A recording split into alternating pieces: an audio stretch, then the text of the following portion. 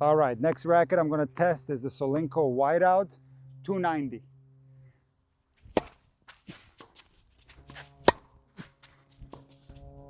So the Whiteout from Solinco is supposed to be the control racket and the Blackout is supposed to be the power racket. However, while this racket does appear to have a little bit less power than the Blackout, I still felt quite a bit of power on that serve and also on that backhand. So it's got control, but I think it's also gonna have a lot of power, this one. I jinxed myself. I had power, but no control.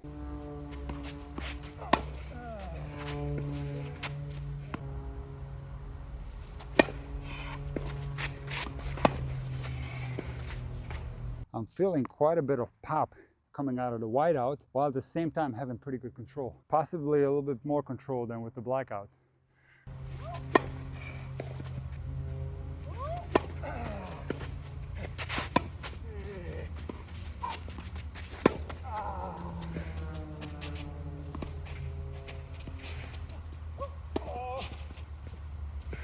That's that old credit card jump.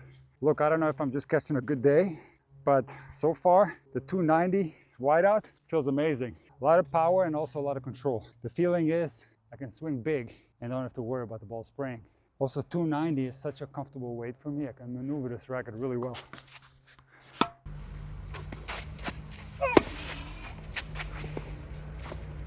That's exactly what I was looking for, a sharp cross-court backhand angle return. Actually, I was aiming cross-court, but not that short. It was a little bit of a miss hit. Okay, I'm gonna run around and blast. I had to move my feet a little bit faster there, but even though I made a mess of that forehand, it still felt pretty good coming off the racket. So far, I'm really positively surprised by the Whiteout. I thought I was gonna like the Blackout better than the Whiteout, but now I'm not so sure.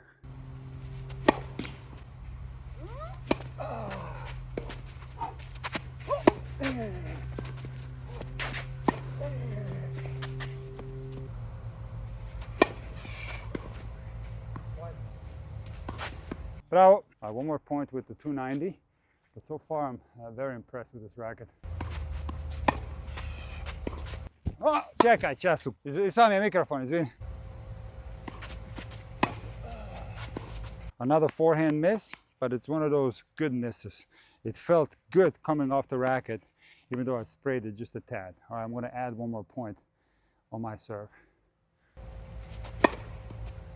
Yeah, this racket is pretty good. I'm very impressed. All right, next racket is a Solinco Whiteout 305, and it's quite a big jump in static weight and in swing weight. So let's see how I play with this one.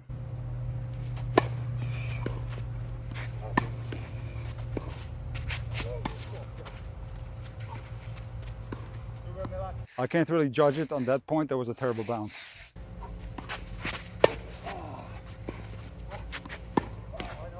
Okay, so right away, I feel a decrease in maneuverability. I wasn't able to turn that forehand around from half court. With the 290, I felt more comfort in getting around that ball. I'm generally always around 300 grams static weight. So 305 might be a little bit too much for me, but who knows?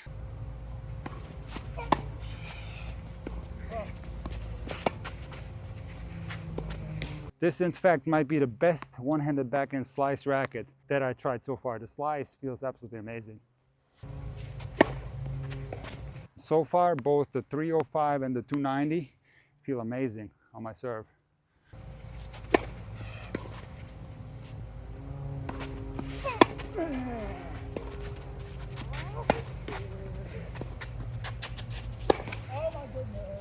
I got excited there. That should have been a high forehand volley and not an overhead. But that forehand approach out felt pretty good.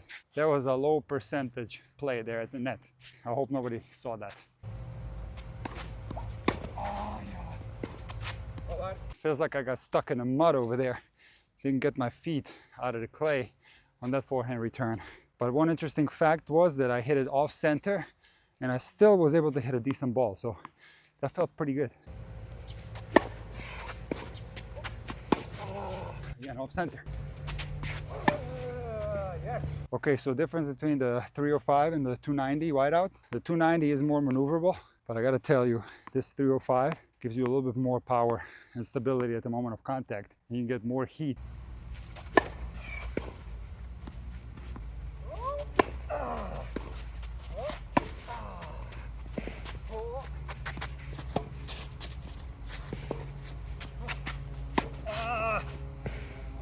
One more point with the 305, and then I'm going to test the 305 extended.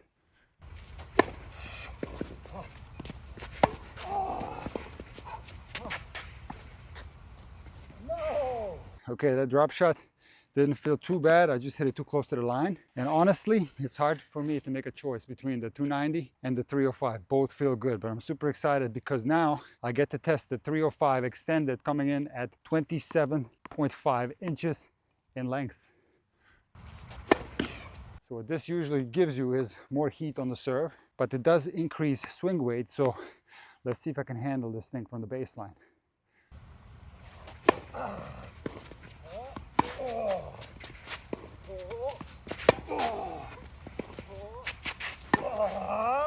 Long? Yikes! See, now we get into the biggest dilemma of defining my racket series. So a racket like this is probably a lot better for my serve, but it's a little bit worse for my forehand because of the increased swing weight and the increased length. I'm having a harder time turning the racket around and getting more spin on it, so I spray some forehands here and there. So that's the big question mark. What do I choose? What's more important, forehand or serve? Oh my goodness, Milan. Milan hit an insane backhand pickup from the baseline, but I gotta tell you guys, the return of serve and the two-handed backhand with all whiteout so far feels amazing, but it feels the best with the XTD. I'm getting such easy power on my two-hander. Jinxed myself. I'm so excited to get the serve again with this thing.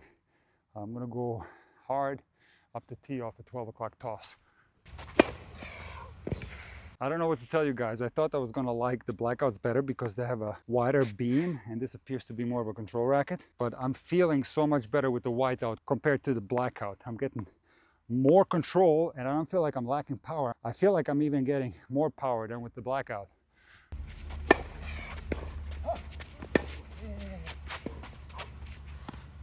Very important forehand there because it was a pickup shot from the baseline. I just played it out of my hand and I was able to maneuver that one pretty well.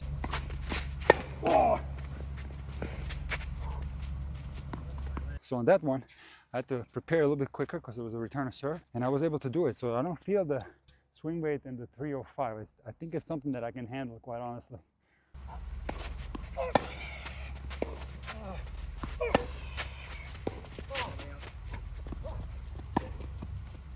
I'm having so much fun with the XTD. That backhand was a little bit long, but again, it felt so good coming off my racket. All right, this serve, I'm gonna go hard, flat, out wide. I'm going for the ace. I didn't really load well there and my rhythm was slightly off. Let me do two first serves. I'm going slice to the backhand side, but hard. This Solinco feels amazing on my serve. Okay, let me rip this one tee, hard and flat.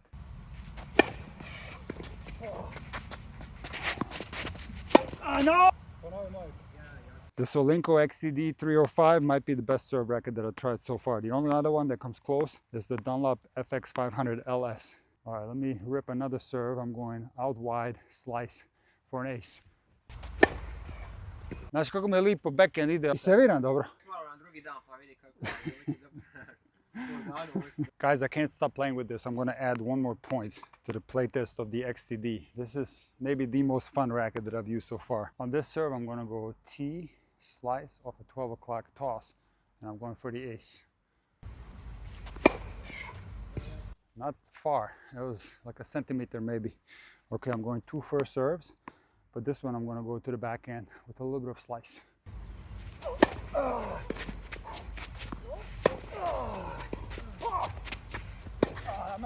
So the only negative, because of the extra length and the higher swing weight, something that I was also struggling with my Pure Drive Plus, is the fact that I don't have the greatest maneuverability around the half court on low balls, for example. And I missed that forehand. I'm not saying because of the racket, I didn't hit it well, but I feel like with some of the other rackets that I've been testing, that shot improves, but some of the other shots that are so important to me, like my flat serve, like my two-handed flat backhand, like my hard flat forehand, those get worse with most rackets while the maneuverability improves. So it's a little bit complex. All right, last point. I can't keep playing with this thing, even though I want to. I gotta try the 28-incher.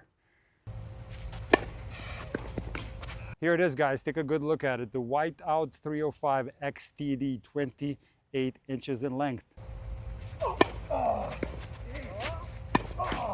I felt like I torpedoed that serve. It felt so fast coming off the strings. Oh my goodness. This thing has a crazy amount of power, guys. But the maneuverability obviously is tough. It's tough to get this racket around the ball. Now that's for me personally, because I'm not used to that high of a swing weight. Other players might be able to get a lot of spin even with the 28-inch length. Oh, Milan, you got me. Milan is laughing. I always try to run around center kick serve on the deuce side with my forehand, so he got me on that one. I gotta not always do that and be predictable. All right, back to the serve. I'm excited. What's gonna happen? Oh. How can I describe it? When you connect with this, the ball just explodes off the string bed. I don't know what else to say. The power is insane off a 28-inch racket.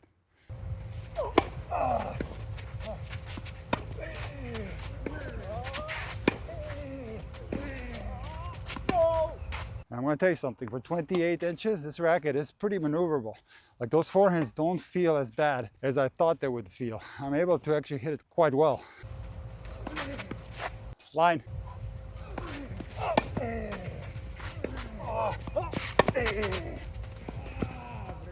Now, do you get more reach with a longer racket? Yes, you do. I was able to hit that backhand. I might not have been able to do that with other rackets. My footwork was atrocious on that particular one, and I was able to stretch my arms and hit a pretty decent shot. So having an extra inch on your racket, it doesn't hurt.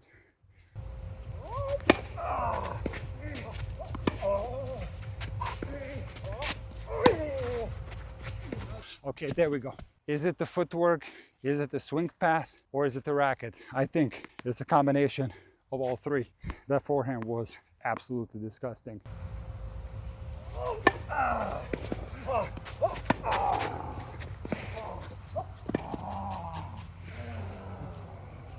Classic frame, classic game. Not bad. Even though I missed that return, it felt pretty good coming off the rack. Now, when I compared the 28-inch to the 27.5-inch, for sure the 27.5 is more maneuverable and feels better on the ground strokes, no doubt about it. The swing weight is rough for me personally from the back of the court. Like, that was a terrible return, no doubt about it. I wasn't anywhere near the ball, but I hit it slightly off center and I just wasn't able to do much with it.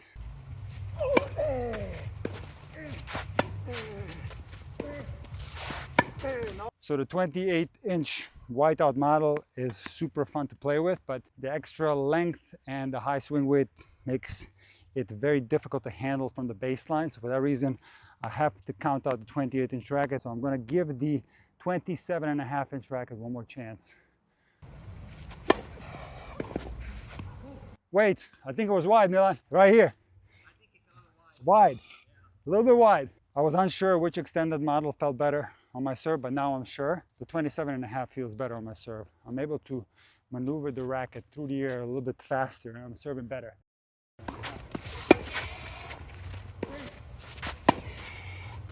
My backhand is so much better with this one. Even though I missed that one, it just feels so much more solid, and I'm able to get the racket through the air much faster. Wide. Okay, I'm not going to run around this one. I got burned last time. Okay, a few more points, but I think I have my mind made up on the Solincos.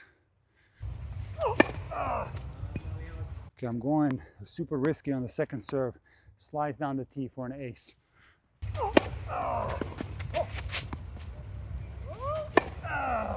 Backhand and serve, absolutely amazing. The feeling I'm having on both of those shots. Forehand, still a little bit of a question mark, but I'm not that concerned because even on the forehand, it feels pretty good. Okay, I'm gonna rip this one. Okay, Milan gave me a cheese serve there. He didn't hit that one right, but despite the easy serve, that return felt pretty good. Okay, I'm gonna run around again. I'm gonna trick it.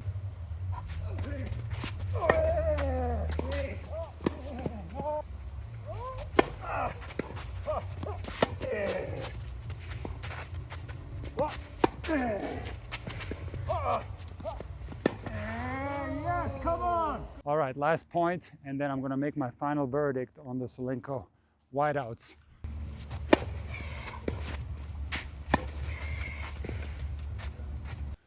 All right, it's official. The Solinco Whiteout 305 XTD is going to the final playtest video.